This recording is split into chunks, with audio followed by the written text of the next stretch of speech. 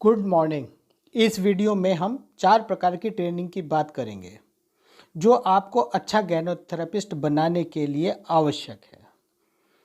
मैंने पिछले वीडियो में बताया था कि आप एक एक जड़ी बूटियों की जानकारी लेकर हर्बलिस्ट और गैनोथेरेपिस्ट नहीं बन सकते, और भविष्य में भी यही बात रहेगी कि गैनोथेरेपिस्ट और हर्बलिस्ट समान हैं। जब मैं ओएसडीओ की बात करता हूँ तो इसमें हमारे सभी प्रकार के उत्पाद जैसे आरजीजीएल, मशरूम का पाउडर, लाइमैन, कॉर्डिसेफ, पोरिया, यहाँ तक कि सच्चे मोती का पाउडर, सभी प्रकार की औषधि मेरी ट्रेनिंग में शामिल है। कुछ लोग मुझसे कहते हैं मैं प्रोडक्ट की जानकारी दूं जिससे वह अच्छे गैनोथेरेपिस्ट बन सकें। यदि आप एक एक प्रोडक्ट की जानकारी लेकर दूसरे की जानकारी लेंगे तो आप टिड्डी बन जाएंगे। एक प्रोडक्ट से दूसरे प्रोडक्ट पर मंडराते रहेंगे और आप कभी भी अच्छा गैनोथेरेपिस्ट नहीं बन सकते। अच्छा गैनोथेरेपिस्ट बनने के लिए आपको 4 प्रकार की ट्रेनिंग की आवश्यकता है। 3 कैसे, 1 क्या। कैसे बीमारी को समझें, कैसे बीमारी का उपचार करें, कैसे उपचार का फार्मूला तैयार करें, क्या खुराक और मात्रा उपयोग में लाई जाए। ये 4 चरण बहुत ही आसान हैं।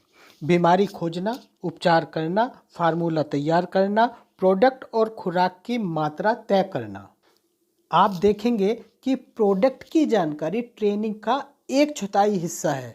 यदि आप सिर्फ प्रोडक्ट की जानकारी लेंगे तो आप कभी भी अच्छा गैनोथेरेपिस्ट नहीं बन सकते। मैं ये बात नहीं कह रहा कि प्रोडक्ट्स की जानकारी महत्वपूर्ण नहीं है, यह आवश्यकता के अनुसार ज़रूरी है, हमें इसको जानना चाहिए, लेकिन अकेले ये पूरी नहीं है। आपको यह जानना जरूरी है कि कैसे रोगों को जाने, उसका उपचार कैसे हो, क्या फार्मूला अपनाएं जिससे प्रोडक्ट और खुराक को निर्धारित कर सकें, तब आप प्रोडक्ट की जानकारी से विश्वस्त होंगे।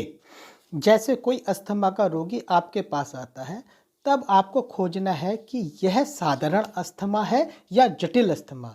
यदि यह साधारण अस्थमा है तो यह फेफड़ों की समस्या है, तो इसमें सांस की परेशानी होगी, ना कि बालों का गिरना, कमर में दर्द, पैरों के जोड़ों में दुखन, तो ये किडनी की समस्या के लक्षण हैं।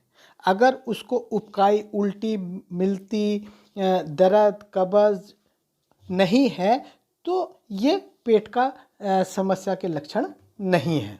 निरीक्षण करने के बाद निर्धारित करते हैं कि उसको किडनी और पेट की समस्या नहीं है, तो यह साधारण अस्थमा है, यह सिर्फ फेफड़ों की समस्या है। हमारा शरीर 70% पानी से मिलकर बना है, तो हमारी आधे से ज़्यादा परेशानी पानी के मेटाबॉलिज्म पर आधारित है।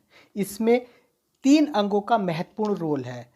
आपका पाचन तंत्र पानी को उपयोग कर उसको मल के रूप में त्याग देता है। किडनी पानी को शुद्ध करती है और मूत्र के रूप में निष्कासित करती है। आपका फेफड़ा भी पानी को उपयोग कर उसके चेहरे के अंगों से बाहर निकालता है।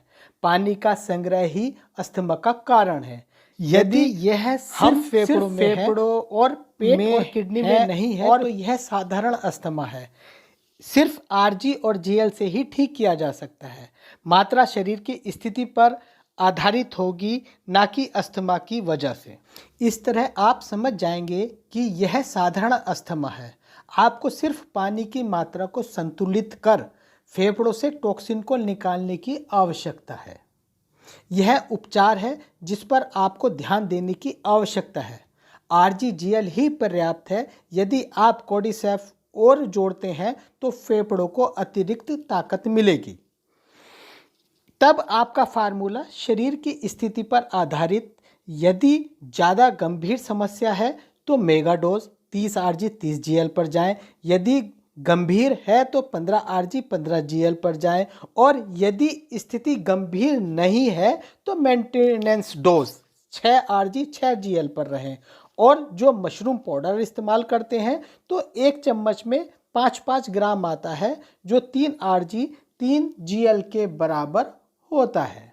तब आपको डायग्नोस उपचार फार्मूला के द्वारा प्रोडक्ट का निर्धारण करना चाहिए। यदि फेफड़ों की समस्या के साथ पेट की परेशानी है तो उसमें उल्टी, एसिडिटी, पेट में दर्द, पाचन तंत्र में कमी, दस्त व कब्ज आदि की शिकायत होगी तो मोरंजी और लेमन देने चाहिए, क्योंकि मोरंजी और लेमन पेट के लिए बहुत अच्छा है।